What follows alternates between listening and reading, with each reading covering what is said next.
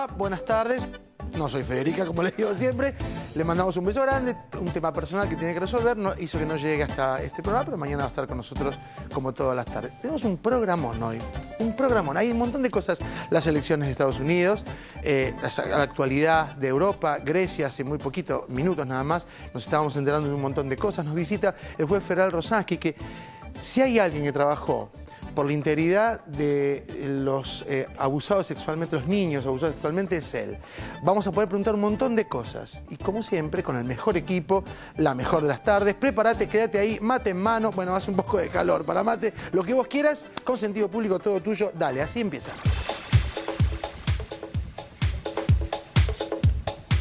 Existen casos donde menores expresan haber sido víctimas de abuso por parte de los padres. A veces, por orden judicial, se ordena reanudar el contacto con el padre o madre, lo que genera cada vez más polémica. Vamos a charlar de este tema, como te decía, con el juez federal de La Plata, Rosansky. Obama fue reelegido como presidente de los Estados Unidos en una de las elecciones más reñidas de la historia. Anoche Romney reconoció la derrota. Dijo, es eso que está ahí. Y en homenaje al dramaturgo Florencio Sánchez se celebra en el día de hoy el Día del Canillita, ¿no? En todo el país. Hoy no aparecen los diarios, quédate consentido y te vas a desasnar de todo lo que está pasando en el planeta Tierra. O sea, hemos decidido contarte todo lo que ocurre en la Tierra, absolutamente. Bueno, calor, bastante. Sensación térmica, mucho más. Así que vamos a tratar de meternos con los temas y de alguna manera llevar esta hora y media llevándote a tu casa información, cosas que sabemos que bueno te pueden interesar, como nos interesan a nosotros, y rodeado de los compañeros. ¿Cómo les van? Bien, buenas tardes. ¿Qué tal? ¿Bien? ¿Cómo le va, maestro? Bien. ¿Se quedó hasta tarde viendo las elecciones? Sí, la verdad que me pareció que era un momento para... Interesante, ¿no? Sobre todo porque había mucha data confusa al comienzo, dijeron una cosa, ¿no? Después decían otra. Hasta Ohio estábamos todos ahí, ¿no? De repente. Una pregunta. ¿Ohio sería como la matanza de Estados Unidos? No, porque bueno, después lo vamos a hablar bien, pero el sistema de Estados Unidos no es de voto directo. Entonces, la matanza es importante porque vive mucha gente. En Ohio no vive tanta gente, pero es un estado muy definitorio. De hecho, ningún presidente que perdió en Ohio perdió las elecciones desde el 65, creo. Bueno, también Florida. Sí, también Florida, sí. Pero no nos adelantemos. Sí. Vamos paso a paso, como diría Merlo. Bueno, hoy, decíamos al comienzo, 7 de noviembre es Día del Canillita. Sencillamente, un señor dramaturgo, un escritor, un maestro, un artista como Florencio Sánchez, uruguayo, escribió hace mucho tiempo una obra justamente que se llamaba Canillitas y que hablaba de estos chicos que voceaban. El primer voceo de diario era en La República y gritaban que compra la República, a medio peso el diario. Ese fue el primer voceo.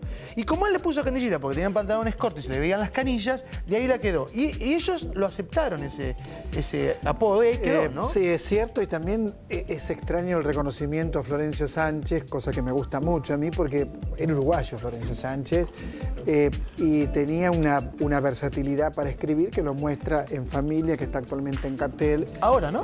Claro, en el teatro que está en Villa Urquiza, no me acuerdo el 25 de mayo. El 25 de mayo. Exactamente, en una apuesta muy buena de Eva Lack, una obra que habla de la disolución de la familia, o mejor dicho, cuestiona una familia en plena decadencia, como también lo hizo en Barranca Abajo y como lo hizo en otros textos no menos extraordinarios, El Conventillo, El Desalojo, textos que muestran claramente un momento de la Argentina, un momento, 1910 estamos hablando, sí. 1904, 1905, estamos hablando de un periodo de formación del teatro. Pensá que él muere el 21 de enero de 1921, a los 35 años, es increíble, 35 años, al regreso un viaje a Europa, muere en Milán, regresa a Europa, bueno, para que lo sepulten en Montevideo, donde lo reciben con enormes honores. Yo me quedé pensando hoy a la mañana, cuando me recordaba el día, ¿no?, del Canillita, y pensaba, yo pienso, habitualmente, no es una costumbre, pero habitualmente lo hago. Qué curioso destino, dos uruguayos, ¿no?, y en la misma época, como Florencio Sánchez y Horacio Quiroga. Digo, de alguna manera, uno con los cuentos, como es Quiroga, y Sánchez con la dramaturgia, ¿no? O sea, dos tipos que una vida trágica, sí, y sobre todo como escritores rioplatenses, pues este es un concepto, para mí, no es para hablar ahora, pero por ejemplo, Onetti o Borges o Cortázar son escritores rioplatenses. No son pueden ser obviamente uruguayos o argentinos, pero hay una manera del voceo, por ejemplo, que es del Río de la Plata, hay una entonación que es del Río de la Plata, no hay diferencia como habla un uruguayo de Montevideo, sobre todo a un porteño. Por lo tanto, Florencio Sánchez, Horacio Quiroga, Onetti, decimos que son rioplatenses. Sí, la verdad que es, bueno, un placer, y conocer la historia de por qué le dicen canillitas también forma parte de este folclore que tenemos argentinos, de querer saber el origen de las cosas. Bueno, tiene que ver con eso. Nos vamos de una orilla a otra parte, a la parte norte del continente, lo dijimos al comienzo. Se eligió presidente, hubo datos raros, al comienzo las estadísticas confundían. Después es claro que lo que vos decís es cierto, no se elige igual, entonces no es que es voto directo, sino que... ¿Cómo es? Contanos. Vamos a hacer así, sí. Análisis del comicio. Vamos a separar. Primero vamos a hablar de lo que pasó ayer y después vamos a hablar en una segunda entrada de qué pasaría o qué puede pasar a partir de ahora con las relaciones entre Estados Unidos y América Latina y Argentina. Dale. Hubo elecciones en Estados Unidos. Digamos dos cosas rapiditas sobre Estados Unidos. Un país en permanente expansión, digamos, ¿no? Estados Unidos es un país que se expandió primero hacia el oeste, después hacia el sur. Estados Unidos tiene la mitad de su territorio comprado. Eso es algo ganado y después comprado. Pero la mitad del territorio de la Florida fue comprado, México, Nuevo México, etcétera. Digo, también para poner un poco en contexto del país del cual estamos hablando, un país sobre el cual se dice mucho, pero a veces no se sabe tanto.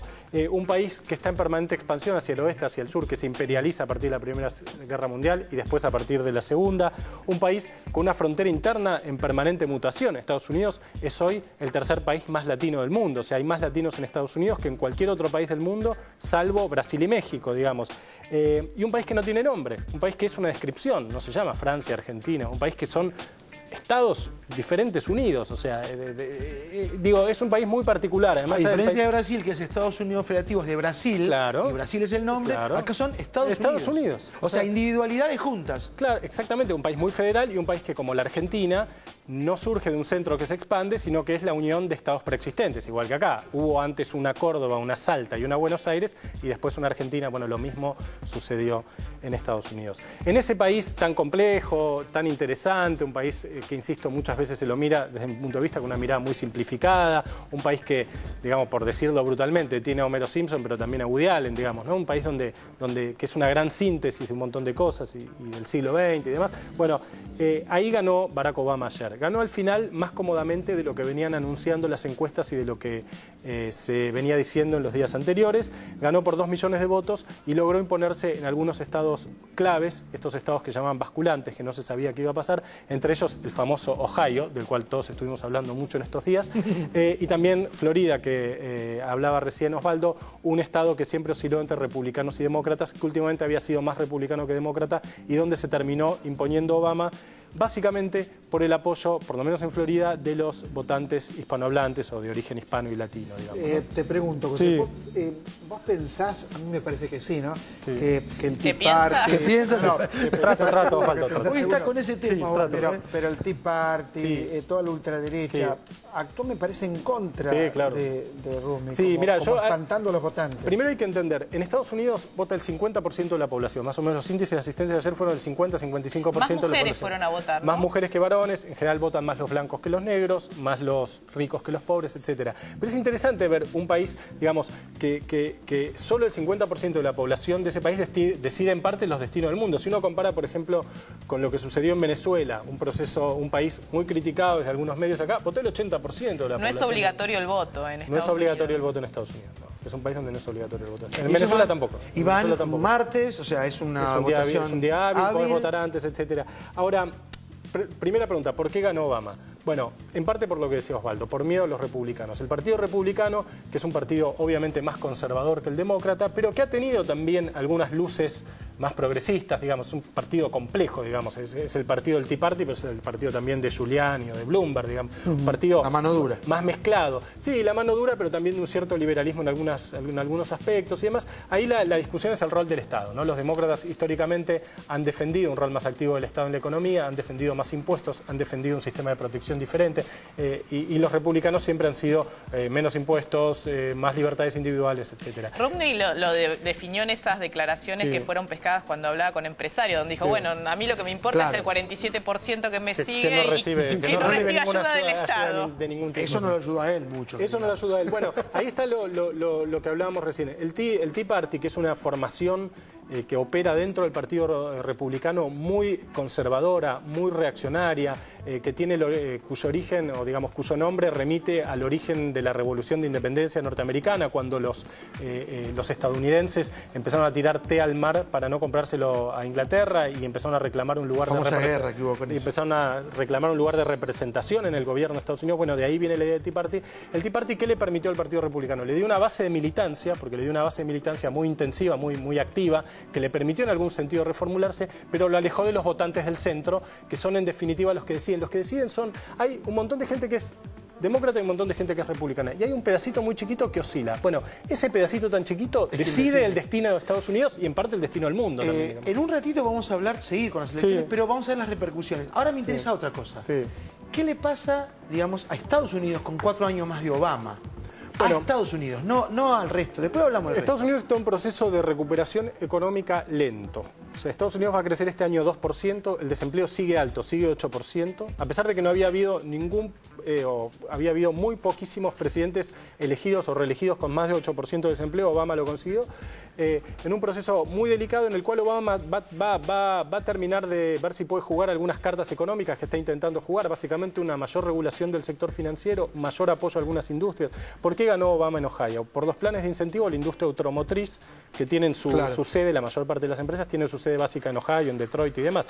Seguramente si no hubiera habido planes que Romney criticó, si no hubiera habido esos planes de incentivo, de ayuda, todos lo vimos, a la Ford, a la Chrysler, empresas que estuvieron por fundirse en la crisis del 2008-2009, seguramente hubiera perdido. Son muchos trabajadores. Son muchísimos, es la industria más importante de Estados Unidos. ¿Qué va a ocurrir con Irán, tema Irán, y qué va a ocurrir con América Latina? Eso para después. Ahora lo hablamos. Yo creo que puede haber varios cambios, sobre todo en la relación con el resto del mundo, más que con la región. Trae muchísima información, Quiroga. No, Quiroga no. Estoy diciendo Quiroga, trae muchísima información. Nathanson sabe. Sí, sabe, piensa también. Piensa. No, sí. Bueno, elecciones en los Estados Unidos, ¿no? Ya las acabamos de ver, pero bueno, pasemos de tema, vamos a otro lado. Yo te digo, si vos tuvieras que decir en el Twitter, ¿quién ganó, Romney o Barack Obama? Yo diría Obama. Sí, y tiene un nuevo ¿cómo decirlo? ¿Cómo se mide quién ganó? Por la cantidad de retweets. Y vos sabés que tiene hoy... Expliquemos qué es un retweet. Un retweet es cuando vos tenés un tweet que te gusta y lo mandás a tus seguidores, ¿no? O sea, agarrás algo que hizo alguien, un tweet de alguien y lo reenvías. ¿Sabés qué pasó con Obama? Tiene el retweet más retuiteado en la historia de Twitter. ¿Propio uno de Obama? No, bueno, que viene una seguidilla de tweets de Obama y dice por 4 años más. Ese Twitter es el Twitter. Hoy el retuiteado, o sea... Y lo firma.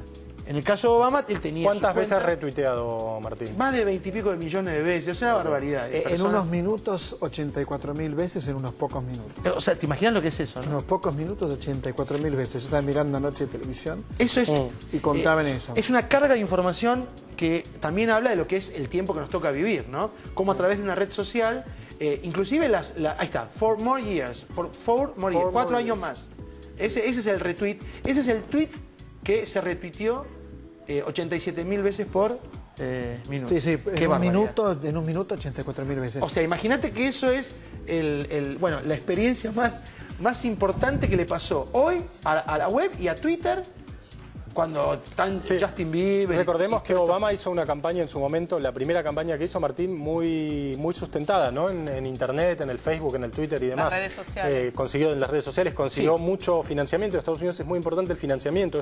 Muchas veces lo que define la elección es cuánta plata tenés para hacer publicidad, digamos. Romney después la aprovechó. Romney lo que hizo también fue poner muchas películas de YouTube, subió mucho comercial que tenía su peso en el momento, pero no lo alcanzó. No estuvieron, digamos, no fue una elección de voto tan convencido. Hoy había una nota muy buena en Página 12 de alguien que decía, quiero que todo esto termine pronto. Sí, la nota de Ernesto Semán. Porque mañana voy a empezar de nuevo. A odiarlo, a insultarlo. ¿Por qué crees que lo votan más, en mayor medida, las mujeres a Obama? ¿Tiene que ver con su mirada sobre temas sociales más amplias? Y sobre temas valóricos, Mariana. El Partido Demócrata siempre estuvo más a favor de la legalización del aborto, del matrimonio igualitario. Obama fue el primer presidente norteamericano y el primer líder que se manifestó claramente a favor del matrimonio entre personas del mismo sexo, cosa que ni Clinton había hecho, digamos. Entonces, parece que en temas valóricos, valóricos por decirlo de algún modo, de regulación de ampliación de derechos también, de ampliación de derechos, sí, pero que tocan... Porque las posturas de los republicanos son extremadamente conservadoras. Incluso hubo declaraciones terribles sobre la violación, que a veces era pedida o deseada por Dios y había que, aceptarla. Cosas muy terribles en relación a las mujeres. Y Romney dijo, refiriéndose a las mujeres, me trajeron carpetas de mujeres. Sí. O sea, como que porque él decía que cuando carpetas. él había sido gobernador de Massachusetts, si no me equivoco, él había querido hacer un gabinete con paridad de género, entonces yo pedí un montón de carpetas de mujeres y me trajeron carpetas de mujeres. Claro. Fue muy criticado por que eso. lo hacen inclusive hasta para sacarse votos de encima, ¿no? No, lo creen. Yo lo creo, claro, exactamente. El tema es que lo creen. El problema es que lo creen y se transparenta. El problema es que lo creen, porque el tema de la violación, lo que planteó uno de los candidatos a senador era que si se producía un embarazo en el marco de una violación, había que aceptarlo porque Dios lo quería, ¿no? Dios lo quería. Y realmente, para lo que significa para una mujer, no solo la violación, sino llevar adelante un embarazo producto de una violación, es como decir, no tener sentimientos y ponerte en una punta bien alejado de lo que es, hasta te diría, un pensamiento cristiano. Sí. ¿Te acordás de si sucede conviene? Bueno, algunas veces también piensan que si sucede conviene. A mí no me conviene ni a nadie. Bueno, vamos a cambiar de tema.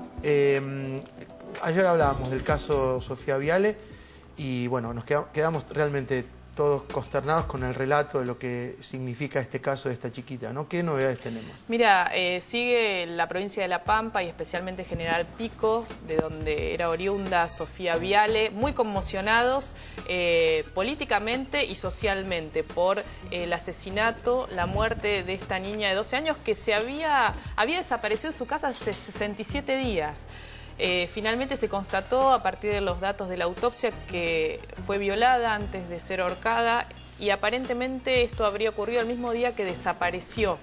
Recordemos que ella iba a vender unos panes, como hacía habitualmente, cerca de su barrio, que preparaba con su mamá y no se supo más de ella. Y acá creo que es donde hay que hacer el hincapié y reflexionar un poco en que la investigación se concentró en un primer momento como fuga de hogar. Y uno se pregunta, ¿qué pasaría si en esos primeros momentos que las familias denuncian la desaparición de una niña de 12 años, que tiene sus rutinas, que la familia dice, bueno, que no tenía problemas como para escaparse, se hacen rastrillajes intensos en los alrededores donde uno supone que podría estar y no haberse ido tan lejos? Esto es uno de los temas que a mí me quedan dando vueltas, ¿no? Porque uno dice, ¿qué si se hubiese buscado de otra forma? De Mariana, hecho, la cosa es que por default piensan que fue fuga de hogar. Porque es más fácil en un punto pensar fuga de hogar. Se pierde un tiempo precioso. Exactamente, esa es la clave. De hecho, esto quedó en evidencia cuando fue el caso Candela también, el año pasado. Quedó muy claro porque siempre se estila en la policía que se caratulan como fuga de hogar por 48 horas. Este es un punto. Como novedades, el gobernador de La Pampa, Oscar Jorge, por la conmoción que ha generado el caso, dispuso investigar la actuación policial justamente y además se anunció, lamentablemente en este marco, ¿no?, que van a mandar más efectivos policiales, más patrulleros. No sé si este es el punto en el cual hay que centrarse hoy a pensar qué es lo que pasó en esta investigación y en la búsqueda de esta niña. El detenido, Juan Hansen, recordemos que tenía una condena por abuso simple de su hijastra, que estaba con libertad asistida, con un régimen de libertad asistida en su casa y que vivía a una cuadra, que lamentablemente Sofía encontró la muerte a una cuadra de su casa, ¿no? Y este hombre fue detenido el mismo lunes en la localidad de América y se supone que ya estaba en Santa Rosa y sería trasladado para declarar. No se sabe si a General Pico, porque por lo que ha generado incluso en la población tanta indignación, una pueblada, ciertos disturbios en torno a la comisaría que actuaba en esta investigación, es posible que declare en otro ámbito para evitar esta situación. Vos sabés que cuando hablas de esto, yo digo, estos temas, más allá de que uno escuche el relato seguís la historia de lo que pasó y es realmente espeluznante lo que pasó, también te llegan porque decís, pero espera, ¿cómo puede ser? Así como no se ordena investigar rápido, también se investiga mal. Me acordaba del caso Pomar, de la familia, la verdad que estuvo tanto tiempo y que rastrillaban helicóptero y no pasaba nada hasta que estaban a 200 metros. A la vera de una ruta. Y habían hecho circular las versiones más insólitas sobre la propia vida de la familia, que el tráfico de drogas. A mí me pasó eso con este caso. Digo, pero ¿cómo puede ser? 100 metros. Te pones mal. Porque y también, ¿sabes qué? Digo, esto ocurrió en General Pico La Pampa. ¿Qué hubiese pasado si ocurría en la ciudad de Buenos Aires, ¿no? También la atención por parte de las autoridades, de los medios también, que contribuyen a veces no, a veces es contraproducente, pero a poner más presión sobre quienes llevan adelante estas búsquedas. Y lamentablemente 67 días estuvo desaparecida. En Buenos Aires casi ni nos enteramos que estaba ocurriendo este hecho. El presunto responsable, digamos, o el responsable de esto, estaba con libertad condicional. Estaba con una libertad asistida, tenía una condena de 1 año, había salido en abril de prisión y además en realidad llegan a la casa, esto hay que recordarlo, porque esa misma mañana a una nena de 14 años, una adolescente de 14 años, la agarra, la mete en su casa, con un cuchillo la amenaza, le produce tajos y esta chica se escapa y avisa a su papá y el papá es el que va hasta esta casa porque era un vecino a golpear la puerta, bueno, o sea, se había escapado de hecho y bueno, hacen en la entrada, la policía hace un allanamiento y encuentra movimiento de tierra en la parrilla y esto es lo que genera la idea de que podría estar ahí Sofía. Finalmente, lamentablemente, ¿cómo no se le ocurrió a la policía? Uno sospecha, dice, bueno, o esa ignorancia es una policía de inútiles o son parte del problema. No se me ocurre otra manera de pensar. Hoy trascendió algo así como que, bueno, lo teníamos en la mira, pero no teníamos suficientes indicios como para realizar un allanamiento. Y es cierto, a veces en esta cuestión de las garantías que tiene cualquier persona frente a su libertad, bueno, ¿qué indicios se necesitan, ¿no? Para generar un allanamiento? En todo caso, un allanamiento era, no más ni menos que eso. Pero fíjate, con el allanamiento que ocurre después del segundo episodio, encuentran a Sofía. O sea, evidentemente algo está pasando ahí también. En el procedimiento, digo. Sí, y hubo una organización que trabaja en rastrillajes con perros, que yo ayer lo mencionaba y me parece que vale la pena reiterarlo. Ellos habían hecho un rastrillaje inmediatamente y encontraron que las pistas daban como que era a 5 cuadras alrededor de la casa de Sofía y entregaron como ese mapa. Sin embargo, ese mapa no fue tenido en cuenta. Estas son las novedades. Lamentablemente todavía la familia no recibió el cuerpo de Sofía como reclamaba ayer su papá.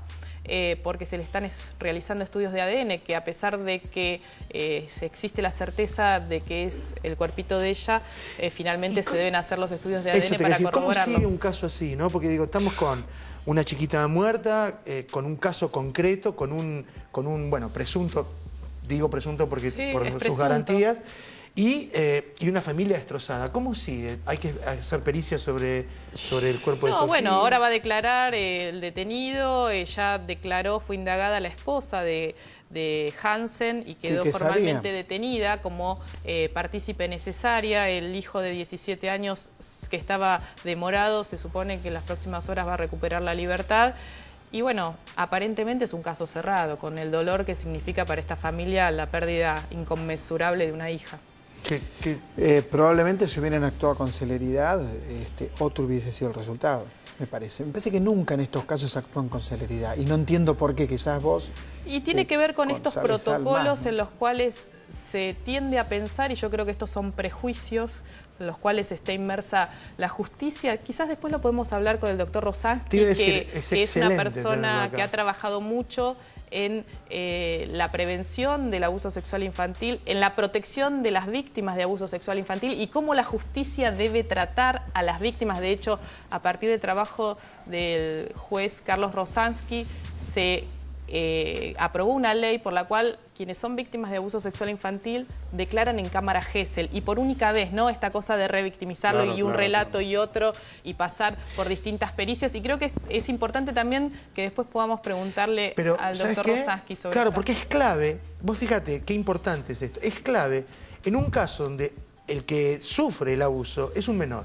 Entonces vos, si vas a buscar e investigar a un tipo, a uno de estos tipos... Y si es humilde, ¿cómo haces? O sea, más complejo. Claro, no tenés relato posible de dónde agarrarte para tener pista. Entonces es fundamental que ocurra esto. Y que es fundamental la celeridad. Sí, y, y seguir cuidando la integridad de ese chico que está diciendo, che, fulano me agarró, y que se le cuide su identidad, su pudor, su humanidad, porque si no es volver a exponer sobre ya el dolor existente, en el caso de un abusado, digo, ¿no? Me parece que, bueno, también creo, por otro lado, que se está llegando a un montón de lugares en donde el cuello de botella se hace... es imposible zafar, digamos. O sea, a la larga o a la corta hay que tomar cartas en este asunto. Yo creo que estos casos lo que, digamos, nos interpelan y ponen en primer plano la necesidad de pensar, hay condenas, pero ¿por qué esas condenas no se cumplen efectivamente y se sale antes en determinados delitos? Está previsto en el Código de Procedimiento, en el Código Penal, pero no deberían cumplirse. Después íbamos a hablar del caso de un cura, uno de los primeros curas sacerdotes católicos condenado por abuso sexual en el año 2007 a 17 años, después se le bajó a 16 años y que ahora está saliendo con salidas transitorias al cumplir 8 años de prisión. ¿Qué pasa en esos casos, no? También. Bueno, el padre Grassi todavía no está ni siquiera preso. Ni siquiera está preso y sin embargo está condenado. Son esas cosas que no se entienden. Vamos a seguir. Tenemos por suerte, hoy nos visita, como te decíamos, el juez federal de La Plata, Carlos Rosansky. Vamos a seguir con este tema, está vinculado. Vamos a cambiar de tema. El sábado se realiza una de las noches más bonitas que tiene Buenos Aires, digo yo, porque se abren todos los museos de la ciudad y vos tenés la chance de visitarlos a todos ellos. La noche debió durar 24 horas para visitarlos, pero por lo menos tenés posibilidades, ¿no, Osvaldo? Sí, se trata de un paseo verdaderamente extraordinario, porque Buenos Aires es una ciudad que tiene, como ustedes saben, un movimiento cultural de los más importantes del mundo. Muy pocos lugares tienen el teatro alternativo que tiene Buenos Aires, la cantidad de librerías, la vida nocturna. Y la Noche de los Museos, que es el sábado 10 de noviembre, desde las 8 de la noche hasta las 3 de madrugada, es una idea muy buena que viene haciéndose año tras año y que tiene que ver con que el público pueda visitar no solamente museos y galerías, sino que también pueda visitar talleres y ver cómo trabajan los artistas. Es también un encuentro con los artistas, es también un diálogo con los artistas. Participé de varias noches de museo y hay circuitos. Acá tengo algunos anotados, pero sería muy interminable y muy aburrido leerlos. Pero digo, tenés el circuito de la Boca, por ejemplo. Te tomás el 64, el 29 o vas con tu auto, arreglás con el trapito 20 o 30 pesos de acuerdo al trapito. Te tira todo, Osvaldo, te tira todo. Y recorres un circuito extraordinario que sería el circuito de la Boca. Después tenés el circuito Recoleta, que es un circuito muy importante, que tiene el Museo de Bellas Artes, tiene el Centro Cultural Recoleta, y tiene un montón de galerías, Jacques Martín. Yo recomiendo dos, pero porque fui con chicos. Uno es Belgrano, que tiene muchos museos, el Larreta, el Museo Sarmiento, el Sarmiento, muy y para hay otro pibes, más ¿viste? en la calle 11 de septiembre. Sí, el Irurtia.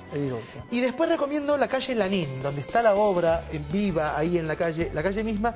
Vale la pena ir porque vos no vas muy seguido a Barracas, a la calle Lanín, y vas a esa noche y hay eventos, ¿no? Hay músicos, artistas. Yo el año pasado hice el circuito de San Telmo y Plaza de Mayo. Lo que sí, cantidad de gente. Que por un lado es hermoso porque uno tiene ese encuentro de ganar la calle, que muchas veces se ha perdido, sobre todo si la noche es hermosa, como fue el año pasado cuando participé, era una noche así muy calurosa. Y hay una algarabía, hay un clima que por más que tengas que hacer cola por ahí para entrar, porque a veces hay bastante, sobre todo en los más... el Cabildo tenía una cola terrible, había que evitarlo. Pero a pesar de la cantidad de gente, yo creo que solo vale la pena caminar y mirar el fenómeno de la gente en la calle una noche tomando la ciudad. Tal cual lo dice Mariana, exactamente. Y hay un circuito que yo también, perdón. Es un placer caminar en ese ambiente también. Acá, cerquita, en el Barrio Norte, tenés unos cuantos museos, el Fernández Blanco, el José Hernández y el del Canal. Claro. Esa noche se abre el Museo del Canal 7, el Canal de Televisión Pública, y mucha gente viene, es el segundo año de experiencia que tiene el museo. Así que bueno, vale la pena. Chicos, con esto nos vamos a ir al corte. A la vuelta nos vamos a sentar, bueno, vamos a estar con el juez federal Carlos Rosansky, vamos a charlar de esto que ya quedó abierto en la mesa y que tiene que ver también con, decimos, los problemas que ocurren a la hora de la revinculación. ¿Qué es eso? Cuando un abusado tiene que seguir su vínculo con su padre o su madre, como decíamos en los títulos, por una orden judicial, porque así lo vela, porque dicen que la relación está antes que lo que ocurrió. Bueno, lo traemos a él para poder charlar de esto. Ya volvemos.